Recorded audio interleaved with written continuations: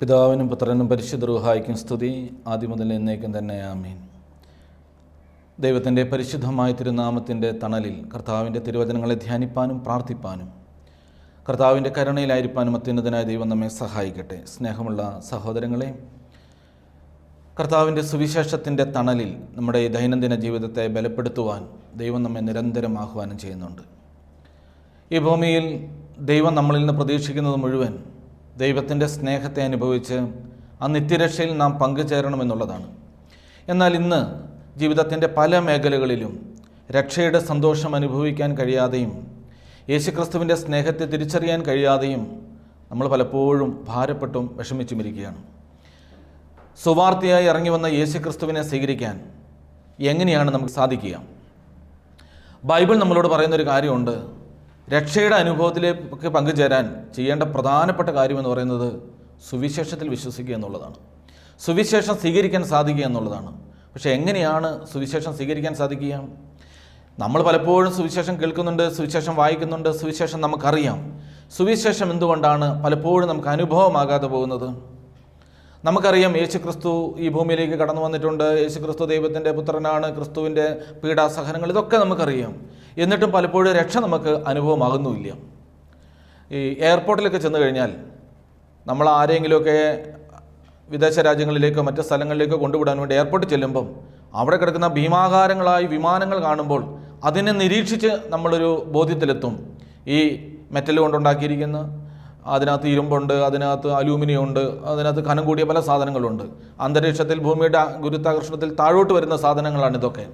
പക്ഷേ ഇതിനകത്ത് നൂറുകണക്കിന് ആളുകളെയും കയറ്റിക്കൊണ്ട് ആയിരക്കണക്കിന് കിലോമീറ്റർ അപ്പുറത്തേക്ക് ഈ വിമാനം പറന്നുയരുമെന്നുള്ളത് നമ്മുടെ നിരീക്ഷണത്തിൽ കിട്ടിയ നമുക്ക് അറിവാണ്. ഇത് നമ്മൾ കണ്ടിട്ടുള്ള നമ്മുടെ ഒരു അറിവാണ്. ഇതുപോലെയാണ് പലപ്പോഴും നമുക്കും ഈ ദൈവബോധവും കണ്ടും അറിഞ്ഞുമൊക്കെ നമ്മൾ നിരീക്ഷിച്ചിട്ടുണ്ട്. എന്നാൽ ഇത് അനുഭവമാകുന്നത് എങ്ങനെയാണ്? നമ്മൾ അതിനകത്ത് കയറി യാത്ര ചെയ്യാൻ തുടങ്ങുമ്പോഴാണ്. നമ്മളതിനകത്ത് കയറി യാത്ര ചെയ്യുമ്പോൾ വിമാനം നമുക്കൊരു അനുഭവമായി മാറുന്നു, അല്ലെങ്കിൽ അതൊരു അറിവ് മാത്രമായി കിടക്കുന്നു. ക്രൈസ്തവ ജീവിതം പലപ്പോഴും എങ്ങനെയാണ്? മാമോദീസ സ്വീകരിച്ചോ, മാതാപിതാക്കന്മാർ ക്രിസ്ത്യാനികളായി അല്ലെങ്കിൽ സഭയിൽപ്പെട്ടു, അതുകൊണ്ട് ക്രിസ്ത്യാനി എന്ന പേരിലൊക്കെ നമ്മൾ ജീവിക്കുന്നു. ക്രിസ്തുമസ് എന്താണെന്ന് നമുക്കറിയാം, ഈസ്റ്റർ എന്താണെന്ന് നമുക്കറിയാം, നോമ്പ് എന്താണെന്ന് അറിയാം. പക്ഷെ നമുക്കിത് അനുഭവമാകണമെങ്കിലോ? അനുഭവമാകണമെങ്കിൽ ക്രിസ്തുവിൽ നമ്മളിത് ജീവിക്കാൻ തുടങ്ങണം. എങ്ങനെയാണ് ഇതിൽ ജീവിക്കാൻ തുടങ്ങുക? മർക്കോസിൻ്റെ സുവിശേഷം 1-ാം അധ്യായം 15-ാം തിരുവചനം യേശു പറയുകയാണ്, സുവിശേഷത്തിലേക്ക് വിശ്വസിക്കണമെങ്കിൽ ചെയ്യേണ്ട പ്രധാനപ്പെട്ട കാര്യം. നമുക്കത് എളുപ്പത്തിൽ സാധിക്കുന്നതാണെങ്കിലും അതിനൊരു പ്രധാനപ്പെട്ട കാര്യം കർത്താവ് പറയുന്നുണ്ട്. കാലം തികഞ്ഞു, ദൈവരാജ്യം സമീപിച്ചു. ഇത് നമ്മൾ മനസ്സിലാക്കുക. അടുത്തത്, അനുതപിച്ച് സുവിശേഷത്തിൽ വിശ്വസിക്കണം. അങ്ങനെയാണ് കർത്താവ് നമ്മൾ പഠിപ്പിക്കുന്നത്. അനുതാപത്തോടു കൂടി സുവിശേഷത്തിൽ വിശ്വസിക്കണം. അപ്പോൾ സുവിശേഷം ഒരാളുടെ ജീവിതത്തിലേക്ക് മാറണമെങ്കിൽ ആ വ്യക്തിയിൽ ഉണ്ടാകേണ്ട ആദ്യത്തെ ഘടകമാണ് അനുതപിക്കാൻ സാധിക്കുക എന്നുള്ളത്. എന്താണ് അനുതപിക്കുക എന്ന് പറഞ്ഞു കഴിഞ്ഞാൽ? അനുതാപം എന്ന് പറഞ്ഞാൽ നമ്മുടെയൊക്കെ മനസ്സിലുള്ള ധാരണ, ദൈവ തിരുസന്നിധിയിൽ പോയിരുന്ന് കരഞ്ഞു കഴിയുമ്പോൾ ചിലപ്പോൾ നമ്മൾ പറയും, ഇന്ന് ഭയങ്കര അനുതാപമായിരുന്നു എനിക്ക്. പലപ്പോഴും ആളുകൾ പറയുന്നത് കേട്ടിട്ട്, ഇന്ന് പള്ളിയിൽ ചെന്നു, അച്ഛൻ വിശുദ്ധ കുർബാന അർപ്പിക്കുന്നത് കണ്ടു കഴിഞ്ഞപ്പോൾ, അച്ഛൻ്റെ ആ സ്വരവാസന കേട്ടപ്പോൾ എൻ്റെ മനസ്സിനകത്ത് ഭയങ്കര അനുതാപം തോന്നി, ഞാനിങ്ങനെ കരഞ്ഞു. അങ്ങനെ പറയുന്ന ആളുകൾ കണ്ടിട്ടുണ്ട്. അല്ലെങ്കിൽ ചിലപ്പോൾ ഞങ്ങൾ അച്ഛന്മാർക്ക് തന്നെ തോന്നിയിട്ടുണ്ട്, ഇന്നത്തെ കുർബാനയിൽ എനിക്ക് ഭയങ്കര അനുതാപമായിരുന്നു. നമ്മൾ സ്വയം എങ്ങനെ പറയും?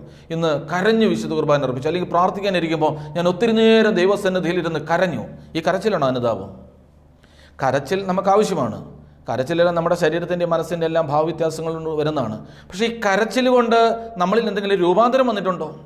കരഞ്ഞൊരു ബലിയിൽ പങ്കുചേർന്നു, കരഞ്ഞൊരു പ്രാർത്ഥന നടത്തി, ദൈവ തിരുസന്നിധിയിൽ ഇരുന്ന് കരഞ്ഞു. ഈ കരച്ചിൽ നമ്മുടെ വ്യക്തി ജീവിതത്തിൽ മാറ്റം വരുത്തിയിട്ടുണ്ടോ?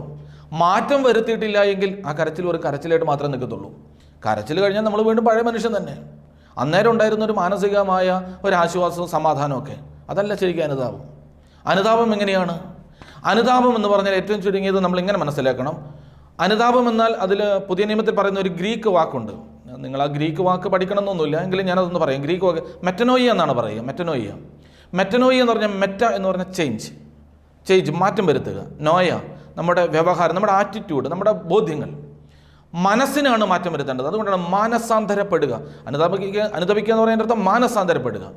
മാനസാന്തരപ്പെടുക എന്ന് പറഞ്ഞാൽ മനസ്സിനൊരു മാറ്റം വരുത്തുക, മാനസിക അവസ്ഥയിൽ ആറ്റിറ്റ്യൂഡുകൾ മാറുക. ശരീരാന്തരം എന്നൊരു ഭാവമില്ല. അങ്ങനെ ഒരു വാക്ക് നമ്മൾ കേട്ടിട്ടില്ല. നിങ്ങൾ സുവിശേഷത്തിൽ വിശ്വസിക്കാൻ തക്കവണ്ണം ശരീരാന്തരപ്പെടുക, നമ്മളങ്ങനെ കേട്ടിട്ടില്ല. എന്താണ് ഈ ശരീരാന്തരപ്പെടുക എന്ന് പറഞ്ഞാൽ? ശരീരത്തിൽ ചില മാറ്റമൊക്കെ വരുത്തുക.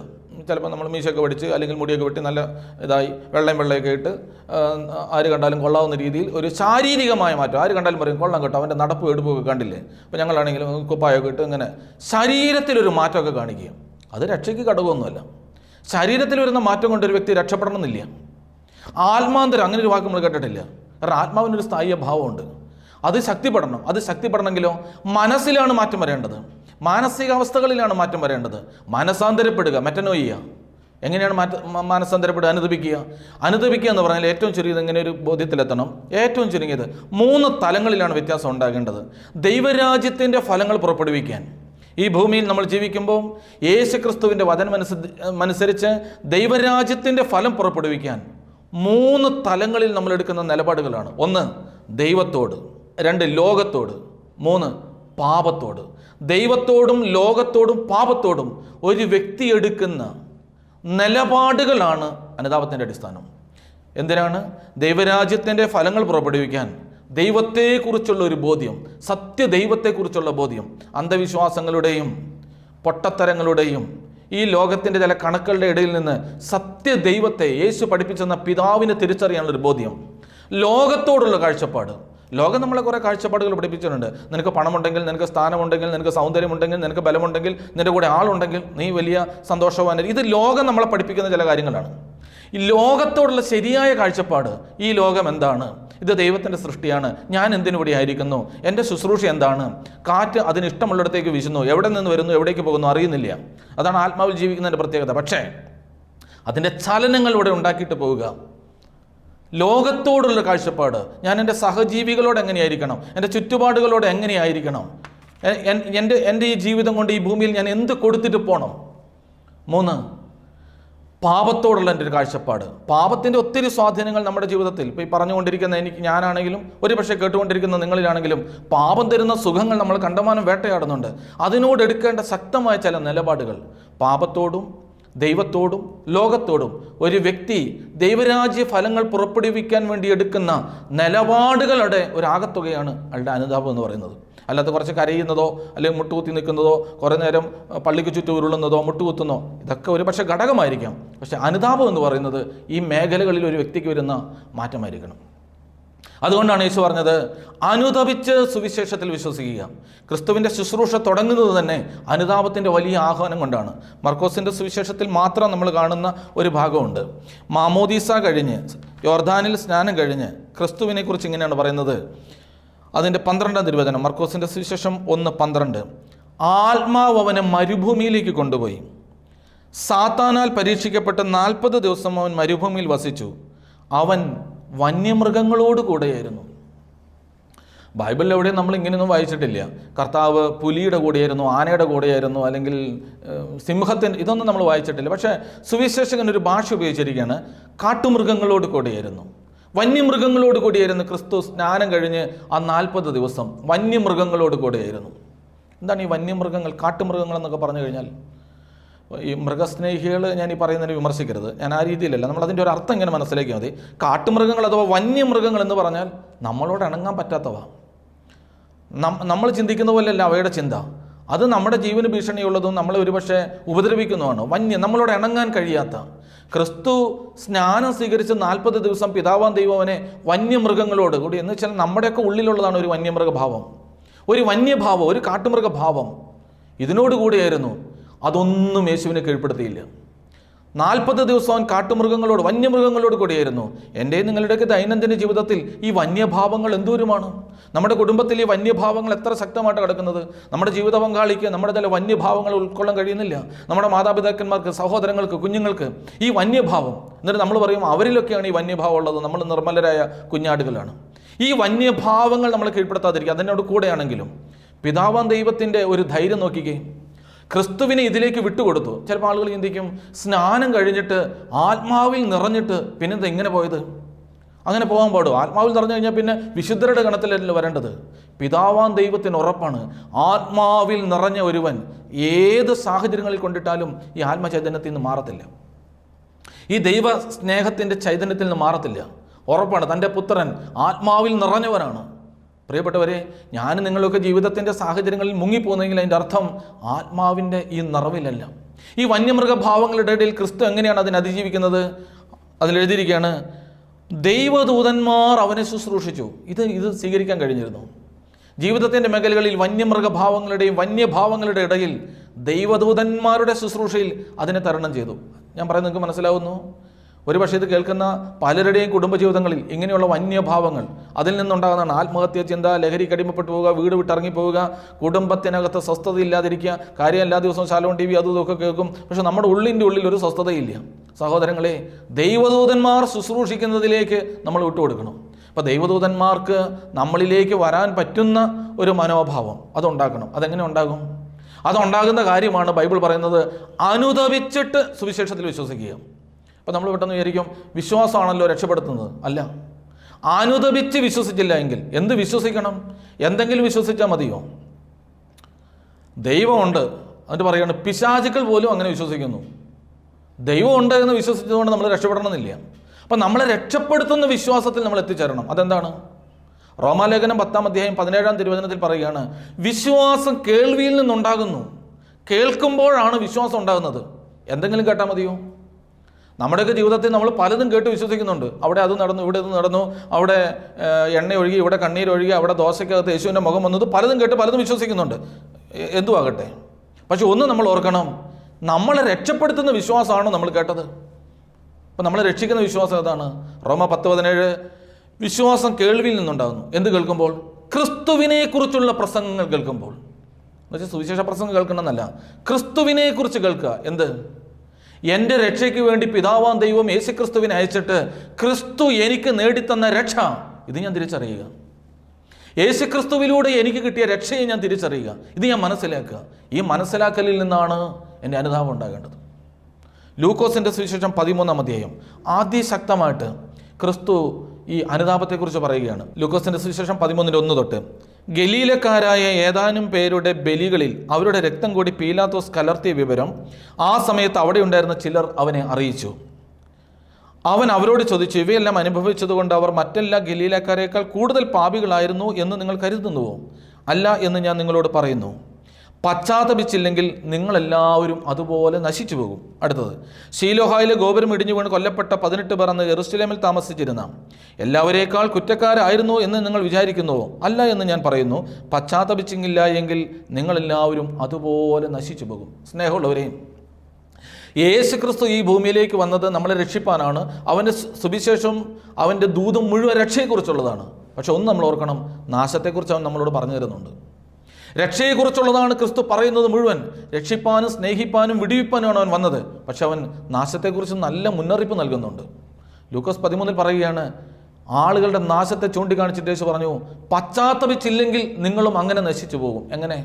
ഒന്ന്, ഗലീലക്കാരായ ആളുകൾ എന്തിനാ പോയെന്നറിയോ? ബലിയർപ്പിക്കാൻ പോയതാണ്. ബലിയർപ്പിക്കാൻ പോകുമെന്ന് പറഞ്ഞാൽ ഒരു കുറുപ്രാവിനെയോ കുഞ്ഞാടിനെയോ കാളക്കിടാവിനെയോ എന്തിനെങ്കിലും കൊണ്ടുപോയി അതിൻ്റെ മേധസ് ദൈവസന്നിധിയിൽ അർപ്പിച്ച് അതിൻ്റെ രക്തം തളിച്ച് അങ്ങനെ ദൈവത്തെ ആരാധിക്കാൻ പോയ ആളുകളാണ് ഗലീലക്കാരായ ചില ആളുകൾ. പക്ഷേ അന്ന് സംഭവിച്ചത്, അവർ നനച്ചിരിക്കാതെ പീലാത്തോസ് അവരെ കൊന്നുകളഞ്ഞു. അവരുടെ രക്തം കൂടെ ബലിയിൽ കലർത്തി കളഞ്ഞു. എന്നിട്ട് യേശു ചോദിക്കുകയാണ്, നിങ്ങൾ എന്ത് വിചാരിക്കുന്നു?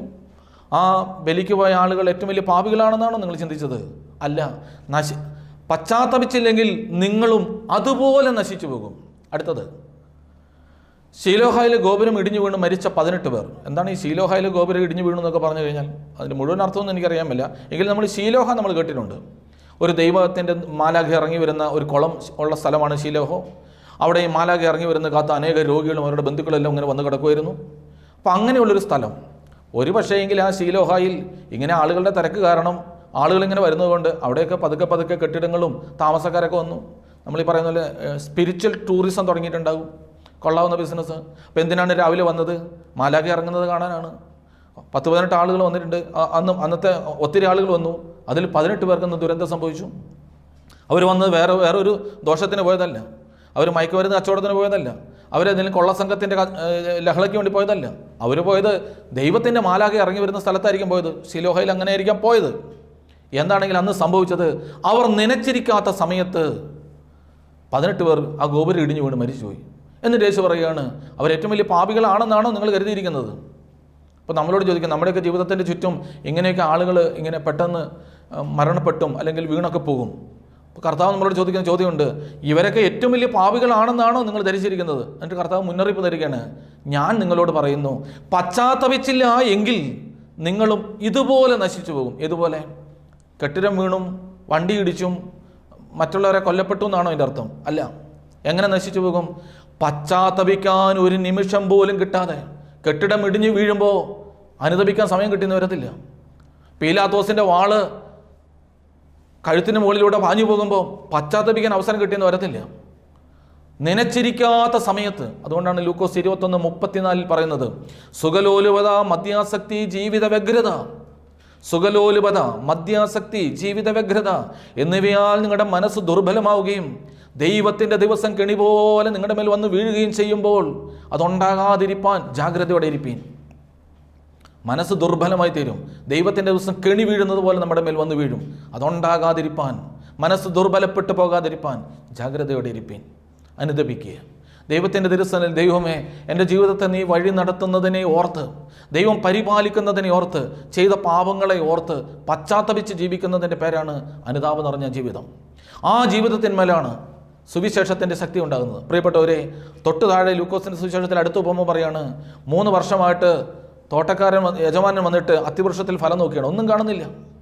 അപ്പോൾ പറയുന്നത് വെട്ടിക്കളഞ്ഞേക്കാൻ പറഞ്ഞു. അപ്പം കൃഷിക്കാരൻ പറഞ്ഞത്രേ, 1 കൊല്ലം കൂടെ നിൽക്കട്ടെ, ഞാൻ ഒരു ശുശ്രൂഷയും കൂടെ ചെയ്യാം. അതെന്ത് ശുശ്രൂഷയാണ്? ഞാനതിൻ്റെ ചുറ്റുമൊക്കെ വെടിപ്പാക്കി കളച്ച് ഒന്നുകൂടെ നോക്കാം. എൻ്റെ സഹോദരങ്ങളെ, സുവിശേഷം കേൾക്കുന്നത് നമ്മുടെ ജീവിതത്തിൽ ഇങ്ങനത്തെ ഒരു അവസരമാണ്. എന്നാ ചെയ്യുന്നത്? ആ ഫലം പുറപ്പെടുവിക്കാത്ത അത്തിമരത്തിൻ്റെ ചുറ്റുമുള്ള ചെറിയ ചെറിയ കാടുകളൊക്കെ ഉണ്ടല്ലോ, അത് ഈ തായ്തണ്ടിന് വെയിലേൽക്കാതെ, അതിന് വലിയ ക്ഷതമൊന്നും പറ്റാതെ ഇങ്ങനെ ഒരു തണലായിട്ട് നിൽക്കുകയാണ്. നമ്മൾക്കും ചില പാപസുഖങ്ങളുടെ തണലുകൾ നമ്മുടെ തായ്തണ്ടിനെ ഇങ്ങനെ മറച്ചു വെക്കുന്നുണ്ട്. വലിയ ചൂടൊന്നും നമുക്ക് അടിക്കുന്നില്ല, വലിയ കുഴപ്പമൊന്നുമില്ല, ഇത് നിൽക്കുന്നുണ്ട്. 2, ആരും ചോട്ടിലേക്ക് കടന്നു വരാത്തത് കൊണ്ടും വലിയ ഇളക്കൊന്നും വരാത്തത് കൊണ്ടും പൊല്ലവേരുകളൊക്കെ ഇങ്ങനെ പടർന്നു നിൽക്കുന്നുണ്ട്. അതിൻ്റെ ഒരു സുഖവും നമുക്കുണ്ട്, ഒരു ബലമുണ്ട്. ഫലം കിട്ടാതെ വരുമ്പം ഈ പൊല്ലവേരുകൾക്കെല്ലാം കളയേൽക്കാൻ തുടങ്ങുകയാണ്. ചുറ്റും നിൽക്കുന്ന ചെറിയ ചെറിയ കുഞ്ഞിക്കാടുകളെല്ലാം അവൻ കൊത്തിപ്പറിച്ച് കളയും. ആ പൊല്ലവേരുകളെല്ലാം കൊത്തിപ്പറിച്ച് കളയും. എന്തിനെന്നറിയോ? ഫലം പുറപ്പെടുവിക്കാൻ. എന്നിട്ടും ഫലം പുറപ്പെടുവിക്കാൻ കഴിയാത്ത അവസ്ഥയിൽ തന്നെയാണെങ്കിൽ ചോടോടെ വെട്ടിക്കളയും. എൻ്റെ പ്രിയപ്പെട്ടവരെ, മത്തായിയുടെ സുവിശേഷം 21-ാം അധ്യായത്തിൽ ഈ പശ്ചാത്താപത്തിൻ്റെ അതിമനോഹരമായൊരു കാര്യം കൂടെയുണ്ട്. ഇതും കൂടെ പറഞ്ഞ് നമുക്ക് ഈ ഭാഗം ഒന്ന് അവസാനിപ്പിക്കാം. മത്തായിയുടെ സുവിശേഷം 21-ാം അധ്യായത്തിൽ 2 മക്കളുടെ കഥ യേശു പറയുകയാണ്. അപ്പൻ മക്കളുടെ അടുത്തേക്ക് വന്നു, മൂത്തവനെ കണ്ടപ്പോൾ പറഞ്ഞു, മോനെ, എൻ്റെ മുന്തിരിത്തോട്ടത്തിൽ പോകണം. ഉടനെ ഈ മകൻ പറയാണ്, ഞാൻ പോകാപ്പാ. എന്നിട്ട് എഴുതി, അവൻ പോയില്ല. അപ്പൻ 2ാമത്തെ മകൻ്റെ അടുക്കൽ ചെന്നു, മകനെയും എൻ്റെ മുന്തിരിത്തോട്ടത്തിൽ പോയി വേല ചെയ്യണം. അവൻ ചാടി എഴുന്നേറ്റ് പറഞ്ഞു, എന്നെ കൊണ്ട് പറ്റിയല്ല. പിന്നത്തേതിൽ അവൻ പശ്ചാത്തപിച്ചു, അവൻ പോയി. കേട്ട ആളുകൾക്ക് മനസ്സിലായത് ഞങ്ങളെ കളിയാക്കി പറഞ്ഞതാണ് കർത്താവ്. ഉടനെ യേശു പറഞ്ഞു, ചുങ്കക്കാരും വേശ്യാസ്ത്രീകളും നിങ്ങൾക്ക് മുമ്പേ സ്വർഗരാജ്യത്തിൽ പോകും. എന്താ യേശുവോട് ഉദ്ദേശിച്ചത്? ഈ 1ാമത്തെ മക്കളുടെ ഗണത്തിൽ തന്നെയല്ലേ നമ്മളുള്ളത്. അവൻ ആദ്യം അപ്പനെ കണ്ടപ്പോൾ തന്നെ ചാടി എഴുന്നേറ്റിട്ട് പറഞ്ഞു, അപ്പാ ഞാൻ പോകാം. അപ്പോൾ ആളുകൾ എന്ത് പറഞ്ഞിട്ടുണ്ടാകും? അപ്പൻ്റെ മനസ്സിൽ ഒരു പക്ഷേ സന്തോഷം തോന്നിയിട്ടുണ്ടാകാം. അപ്പൻ അവിടെ നിൽക്കട്ടെ, ചുറ്റുമുള്ള ആളുകൾ എന്ത് പറഞ്ഞിട്ടുണ്ടാകാം? എന്ത് നല്ല മകൻ! അപ്പനങ്ങ് പറഞ്ഞപ്പോൾ തന്നെ അനുസരിച്ചു. എൻ്റെ പ്രിയപ്പെട്ടവരെ, എന്നെ നിങ്ങളെക്കുറിച്ച് ഇങ്ങനെയല്ലേ? എന്ത് നല്ല ജനങ്ങൾ! എല്ലാ ഞായറാഴ്ചയും പള്ളി, കോവിഡായിട്ട് പോലും പള്ളിയിൽ പോകുന്നു. ഞാനൊക്കെ നടത്തുന്ന പള്ളിയിൽ ഈ തമിഴ്നാട്ടിലെ നീലഗിരിയിലാണ്. അവിടെയൊക്കെ അടച്ചു കഴിഞ്ഞാൽ നമ്മൾ പുഴയൊക്കെ ചാടിപ്പോവും. അപ്പോൾ ആളുകൾ പറയും, അയ്യോ അച്ഛൻ എന്ത് റിസ്ക് എടുത്തിട്ടാണ് കുർബാനയ്ക്ക് വരുന്നത്. പക്ഷെ നമ്മുടെ ഉള്ളമോ കർത്താവിൻ്റെ മുന്തിരിത്തോട്ടത്തിൽ നല്ല വേല ചെയ്യുന്നുണ്ടോ? രാവിലെ പുലർച്ചെ 5 മണിക്ക് കുർബാന വെക്കുമ്പോൾ ഇരുട്ടത്തോടെ വന്ന് കുർബാനയെ സംബന്ധിച്ച് പോകുന്ന ആളുകൾ, എന്ത് നല്ല മനുഷ്യരാണ്. അപ്പാ ഞാൻ ചെയ്യാം. എന്നാലോ അവൻ പോയില്ല. നാട്ടുകാരുടെ മുമ്പിൽ, മറ്റുള്ളവരുടെ മുമ്പിൽ, കേട്ടവരുടെ മുമ്പിൽ, അപ്പൻ്റെ കൂട്ടുകാരുടെ മുമ്പിൽ നല്ല മകൻ, എല്ലാം കൊണ്ടും കൊള്ളാം. പക്ഷെ അവൻ പോയില്ല. എന്താ പോകാത്തതിൻ്റെ കാരണം? എന്തുകൊണ്ടാണ് പോകാത്തതിന് ഒറ്റ കാരണമുള്ളൂ. ഞാൻ അപ്പൻ്റെ മുന്തിരിത്തോട്ടത്തിൽ വില ചെയ്യാൻ പോയാൽ ഞാൻ ഇപ്പോൾ അനുഭവിച്ചു കൊണ്ടിരിക്കുന്ന സുഖങ്ങൾ ഉപേക്ഷിക്കേണ്ടി വരും. ചിലപ്പോൾ ഞാൻ ഫേസ്ബുക്ക് നോക്കിക്കൊണ്ടിരിക്കുകയായിരിക്കും, വാട്സപ്പ് മെസ്സേജ് അയച്ചുകൊണ്ടിരിക്കുകയായിരിക്കും, സോഷ്യൽ മീഡിയ ചില കാര്യങ്ങൾ കണ്ടുകൊണ്ടിരിക്കുകയായിരിക്കും, അല്ലെങ്കിൽ ഞാൻ എൻ്റെ ചില കളികളിലും സുഖങ്ങളിൽ ഏർപ്പെട്ടിരിക്കുക. ഇത് നിർത്തിയിട്ട് പോകണം. 2ാമത്തെ മകൻ്റെ അടുത്ത് ചെന്നപ്പോൾ തന്നെ അപ്പൻ പറഞ്ഞു, മോനെ, എൻ്റെ മുന്തിരിത്തോട്ടത്തിൽ പോകണം. അവൻ ചാടി എഴുന്നേറ്റ് പറഞ്ഞു, എനിക്ക് സൗകര്യമില്ല, പോകുകയില്ല. മറ്റുള്ളവർ എന്ത് പറഞ്ഞു കാണും? എല്ലാവരും പറയണം, എന്ത് മനുഷ്യനാണ് ഇവൻ, അപ്പൻ പറഞ്ഞത് ധിക്കരിച്ചവൻ, അപ്പനെ നിഷേധിച്ചവൻ. എല്ലാവരും വിധി എഴുതി. ഈ സമൂഹത്തിൽ പലപ്പോഴും നമ്മൾ അങ്ങനെയാണ്. പലരെയും അവൻ കൊള്ളിയല്ല, അവൻ പള്ളിയിൽ വന്നിട്ടില്ല, അവൻ അത് ചെയ്തില്ല, ഇത് ചെയ്തില്ല, നമ്മൾ പലരെയും വിമർശിക്കും, കൊള്ളിയല്ലാത്തവൻ. പക്ഷെ അവനെക്കുറിച്ച് ബൈബിളിൽ എഴുതിയിരിക്കുകയാണ്, അവൻ പിന്നത്തേതിൽ അനുതപിച്ചു. എന്താണ് അനുതപിക്കാൻ കാരണം? യഹൂദ സമ്പ്രദായത്തിൽ ഇങ്ങനെയുണ്ട്, അപ്പനെ ധിക്കരിച്ചു കഴിഞ്ഞാൽ, മാതാപിതാക്കന്മാരെ ധിക്കരിച്ചു കഴിഞ്ഞാൽ അവരെ കൊലയ്ക്ക് വിട്ടുകൊടുക്കാം. അപ്പനെ ധിക്കരിക്കുന്നവനെ വേണമെങ്കിൽ കല്ലെറിഞ്ഞ് കൊല്ലാമെന്ന് നിയമമുള്ള സമൂഹമാണ് യഹൂദ സമുദായം. അവനെ പരിപാലിക്കുന്ന അവൻ്റെ പിതാവിനെ ധിക്കരിച്ച ആ മകനെ വേണമെങ്കിൽ കല്ലെറിഞ്ഞ് കൊല്ലാം. അപ്പനൊന്നും വേണ്ടിയില്ല, ഒരു പരാതിയും പറഞ്ഞില്ല. അവനിരുന്നിങ്ങനെ ആലോചിച്ചു, എൻ്റെ അപ്പം പറഞ്ഞത് ഞാൻ ചെയ്തില്ലല്ലോ. അവൻ അതേ ഓർത്ത് ഖേദിച്ചു, സങ്കടപ്പെട്ടു.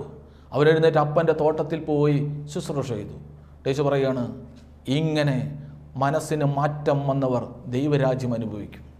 എൻ്റെ സഹോദരങ്ങളെ, പാപത്തെ ഓർത്ത് ഖേദിച്ചു. അവൻ അപ്പനെ ഓർത്ത് അവൻ വിചാരിച്ചു, ഞാനിങ്ങനെ ഈ സോഷ്യൽ മീഡിയയിൽ നിൽക്കുകയാണ്, വാട്സപ്പ്, അതല്ല പ്രധാനം, എൻ്റെ സുഖങ്ങളല്ല എനിക്ക് പ്രധാനം, അല്ലെങ്കിൽ ഞാനിപ്പോൾ നേടിക്കൊണ്ടിരിക്കുന്നതല്ല പ്രധാനം. ഒരിക്കൽ ഞാൻ ഈ പീലക്സിനസ് തിരുമേനിയുടെ കൂടെ ഒരു വീട്ടിൽ പ്രാർത്ഥിക്കാൻ പോയി. പ്രാർത്ഥിക്കാൻ ചെന്ന് കഴിഞ്ഞപ്പം വലിയ സമ്പന്നരായ മനുഷ്യരാണ് അവർ. അവരുടെ വീട്ടിൽ പ്രാർത്ഥിക്കാൻ ചെന്നു. തിരുമേനി പ്രാർത്ഥന കുറിച്ച് അവരുടെ ജീവിതത്തിലെ ദൈനംദിന കാര്യങ്ങളിൽ കുറച്ച് പ്രയാസങ്ങളൊക്കെ കിടക്കുന്നവരാണ്. ചെന്ന് കഴിഞ്ഞ് തിരുമേനി പ്രാർത്ഥന കഴിഞ്ഞപ്പോൾ അവരൊരു സാക്ഷ്യം പറഞ്ഞു. അവരുടെ ഈ അതിസമ്പന്നതയുടെ പുറകിലുള്ള കാര്യം, വർഷങ്ങൾക്ക് മുമ്പ് ഇതുപോലെ തന്നെ സമ്പന്നരായിരുന്നവർ. ആ കാലഘട്ടത്തിൽ ആരെങ്കിലും ദൈവത്തെക്കുറിച്ചും ദൈവസ്നേഹത്തെക്കുറിച്ചൊക്കെ അവരുടെ ബന്ധുക്കളോ ചാർച്ചക്കാരോ അല്ലെങ്കിൽ സുവിശേഷമായിട്ട് ബന്ധപ്പെട്ടവരൊക്കെ വന്നു കഴിഞ്ഞാൽ ഇവർ ചിരിക്കും, ഇവർ പരിഹസിക്കും. അപ്പോൾ 1-2 ആളുകൾക്ക് അവരുടെ വീട്ടിൽ വന്ന് ഈ സുവിശേഷത്തെക്കുറിച്ചൊക്കെ പറഞ്ഞപ്പം അവരതെല്ലാം വളരെ പരിഹാസത്തോടെ കണ്ട് അവരെ അവഗണിച്ച് കളഞ്ഞു. അവർ പറഞ്ഞൊരു കാര്യം എങ്ങനെയാണ്, അവരുടെ ഈ ചെറിയ നോട്ടുകളൊക്കെ 5-ൻ്റെയും 10-ൻ്റെയൊക്കെ നോട്ടുണ്ടെങ്കിൽ മൈൻഡാക്കില്ല, എവിടെയെങ്കിലും കൊണ്ടിട്ടേക്കും. കാരണം ലക്ഷങ്ങളാണ് ദൈനംദിന വരുമാനം. ആ തരത്തിലാണ് ജീവിക്കുന്നത്. പ്രിയപ്പെട്ടവരെ, നനച്ചിരിക്കാത്തൊരു സമയത്ത് അവരുടെ എല്ലാ വരുമാനങ്ങളും നിന്നുപോയി. ചെക്ക് കേസുകളും പ്രതിസന്ധികളും, വാടക കൊടുക്കാൻ പറ്റുന്നില്ല, കടമായി പ്രയാസമായി, വണ്ടികളിലെ ആളുകൾ പിടിച്ചുകൊണ്ട് പോയി, ഭക്ഷണം വാങ്ങാൻ പൈസയില്ല മക്കൾക്ക് ഭക്ഷണം വാങ്ങി കൊടുക്കാൻ. അപ്പോൾ ആ ചേച്ചി പറഞ്ഞ കാര്യമാണ്, പണ്ട് ഇതിലെ ചെതറിക്കിടന്ന 5-ൻ്റെയും 10-ൻ്റെയും നാണയത്തുട്ടുകളൊക്കെ എടുത്തിട്ട് അവർ ദൈനംദിന ജീവിതം കഴിച്ചു കൂട്ടി. ആ കാലഘട്ടത്തിൽ ദൈവത്തെക്കുറിച്ച് അറിയാനുള്ളൊരു സാഹചര്യം വീണ്ടും കിട്ടി. അവർ ദൈവത്തെ തിരിച്ചറിഞ്ഞു, ദൈവരാജ്യത്തിൻ്റെ സുവിശേഷം അവർ മനസ്സിലാക്കി. പിന്നീട് ദൈവം അവരെ അവിടെ നിന്ന് തന്നെ ഉയർത്തി. അവർ വാടകയ്ക്ക് കിടന്ന വീട് അവർ സ്വന്തമായിട്ട് വാങ്ങി. ഞാൻ പറഞ്ഞ ഈ ഭൗമികമായി കിട്ടിയ കുറേ സമ്പത്തിനെ കുറിച്ചല്ല ഞാൻ പറഞ്ഞത്. അവരിതെല്ലാം കിട്ടിക്കഴിഞ്ഞപ്പോൾ അവർക്കൊരു കാര്യം മനസ്സിലായി. അന്നൊരു കൊടുങ്കാറ്റ് ജീവിതത്തിൽ വന്നത് ഇവരുടെ ആത്മീയത ഉണരാനും ഇവർ അനുതപിക്കാനുമായിരുന്നു. ഞാനിതിനകത്ത് പറഞ്ഞെന്നറിയോ, അവർക്ക് സമ്പത്തുണ്ടായതല്ല നമ്മുടെ വിഷയം. പക്ഷെ ഓർക്കണം, ആ ഒരു കൊടുങ്കാറ്റ് അവരുടെ ജീവിതത്തിൽ ആഞ്ഞടിച്ചപ്പോൾ അനുതപിക്കാൻ അവരുടെ മനസ്സിലേക്ക് ദൈവം ആത്മാവിനെ ഉയർത്തി. അനുതപിക്കുന്ന ഹൃദയം, അനുതപിക്കുന്ന ജീവിതം, അതാണ് വളരെ പ്രധാനപ്പെട്ടത്. യോനാ പ്രവാചകൻ അനുതാപത്തിൻ്റെ അനുഭവത്തിലേക്ക് ഉണർത്താൻ അവൻ കയറിയ കപ്പലിൽ കൊടുങ്കാറ്റടിച്ചു. ആ കൊടുങ്കാറ്റടിച്ചതിൻ്റെ ഒറ്റ ലക്ഷ്യമുള്ളൂ, യോന ഉണരണം. പ്രിയപ്പെട്ടവർ, ഇന്ന് വലിയ പകർച്ചവ്യാധി നാട്ടിൽ മുഴുവൻ. ഒരു സ്ഥലത്ത് പകർച്ചവ്യാധി, അതുമായിട്ട് ജോലി പോയവരുടെ സാമ്പത്തിക പ്രതിസന്ധി, കുടുംബസമാധാനം നഷ്ടപ്പെട്ടവർ, ആകപ്പാട് പലതരത്തിലുള്ള കൊടുങ്കാറ്റിലാണ് എൻ്റെയും നിങ്ങളുടെ ഈ കുഞ്ഞു ജീവിതം പോകുന്നത്. എന്തിനാണ്? യോന ഉണരാൻ. ആരാണ് ഈ യോന? ഞാനും നിങ്ങളുമാണ്. ദൈവത്തെ അറിഞ്ഞവരാണ്. ഈ ഭൂമിയിൽ സത്യദൈവത്തെ തിരിച്ചറിഞ്ഞ, യേശുക്രിസ്തുവിൻ്റെ രക്ഷയെ തിരിച്ചറിഞ്ഞ എൻ്റെയും നിങ്ങളുടെയും ഉണർവിന് വേണ്ടിയിട്ടാണ് കൊടുങ്കാറ്റെന്ന് വിശ്വാസി തിരിച്ചറിയണം. ഈ പാൻഡമി, ഈ പകർച്ചവ്യാധി വന്നത്, ഈ പ്രതികൂലതകൾ വന്നത് ലോകത്തെ നശിപ്പിക്കാനല്ല, ഞാൻ ഉണരാനാണ്, എൻ്റെ ഉണർവിനാണ്. ഞാൻ മുഴങ്കാലിൽ നിന്ന് പ്രാർത്ഥിക്കാനാണ്, ലോകത്തിന് വേണ്ടി, യേശുക്രിസ്തുവിൻ്റെ രക്ഷ പകരുന്നതിന് വേണ്ടി, എൻ്റെ ഉണർവിനാണ്, എൻ്റെ മാറ്റത്തിനാണ്. ഇങ്ങനെ യോന ഉണരാൻ കൊടുങ്കാറ്റുണ്ടായി. യോന കയറിയ കപ്പലിൽ മറ്റാളുകളെല്ലാം പ്രാർത്ഥിക്കുന്നുണ്ട്, അവരുടെ വസ്തുവകളെല്ലാം കടലിൽ വലിച്ചെറിയുന്നുണ്ട്. പക്ഷെ ഒന്നും നടക്കുന്നില്ല. യോന ഉണരുന്നത് വരെ, യോന തീരുമാനമെടുക്കുന്നത് വരെ ആ കൊടുങ്കാറ്റ് ആഞ്ഞടിച്ചുകൊണ്ടിരുന്നു. എൻ്റെ പ്രിയപ്പെട്ടവരെ, ഈ സന്ധ്യയിൽ ദൈവത്തിൻ്റെ തിരുമുമ്പിൽ നമുക്ക് എളിമപ്പെട്ട് പ്രാർത്ഥിക്കാൻ പറ്റണം. കർത്താവേ, എൻ്റെ ജീവിതത്തിൽ വന്ന കുഞ്ഞു കുഞ്ഞു കാര്യങ്ങൾ, കുഞ്ഞു കുഞ്ഞു പ്രയാസങ്ങൾ, അല്ലെങ്കിൽ അനുഭവിക്കുന്ന കൊടുങ്കാറ്റുകൾ, കഷ്ടതകൾ എൻ്റെ ആത്മാവിൽ തേജസ്സിൽ ഉണരാനായിരിക്കണമേ. ഒന്നോർക്കണം ദൈവമക്കളെ, അവിടുന്ന് വന്നിരിക്കുന്നത് നമ്മളെ നശിപ്പിക്കാനല്ല. നിന്റെ ശിരസിലൊരു മുടിയിഴ കൊഴിയുന്നത് പോലും ഞാൻ അറിയുന്നുണ്ടെന്ന് പറയുന്നൊരു കർത്താവ് നമുക്കുണ്ട്. ആ യേശുവിനെ തിരിച്ചറിഞ്ഞ് ആ ദൈവീക സ്നേഹത്തിൽ, കർത്താവെ, അവിടുത്തെ സ്നേഹത്തിലേക്ക് എത്തിച്ചേരാൻ എന്നെ സഹായിക്കണമെന്ന ബോധ്യത്തോടെ നമ്മുടെ വ്യക്തി ജീവിതം ദൈവത്തിരുസന്നിധിയിൽ സമർപ്പിക്കാൻ പ്രാർത്ഥിക്കാം. കാരുണ്യവാനും പരിശുദ്ധനുമായി വാഴ്ത്തപ്പെട്ട ദൈവമേ, അങ്ങയുടെ തിരുസന്നിധിയിൽ അനുതാപത്തിൻ്റെ ആത്മാവിൽ അങ്ങേ സ്തുതിപ്പാൻ ഞങ്ങൾ യോഗ്യരാക്കണമേ. അങ്ങയുടെ സുവിശേഷത്തിൽ അനുതാപത്തോടെ വിശ്വസിപ്പാൻ, ദൈവം ഞങ്ങൾക്ക് നൽകുന്ന നന്മകൾ ഓർത്ത് സ്തോത്രം പറയാൻ, ചെയ്തുപോയ പാപങ്ങൾ ഓർത്ത് അനുതപിപ്പാൻ അങ്ങയുടെ ആത്മാവിൻ്റെ അഭിഷേകം കൊണ്ട് ഞങ്ങളെ നിറയ്ക്കണമേ. ദൈവവിശ്വാസത്തിൽ ഞങ്ങളെ ശക്തിപ്പെടുത്തണമേ. അവിടുന്ന് ഞങ്ങളുടെ ഭവനത്തിൽ എഴുന്നള്ളി ഞങ്ങളുടെ രാജാവായി ഇവിടുന്ന് വാഴണമെന്ന് പ്രാർത്ഥിക്കുന്നു. അമ്മേ, മാതാവേ, വിശുദ്ധന്മാരെ, ഞങ്ങളുടെ മധ്യസ്ഥ കോട്ടയാകണമേ. യേശു ക്രിസ്തുവിൻ നാമത്തിൽ തന്നെ. ആമേൻ.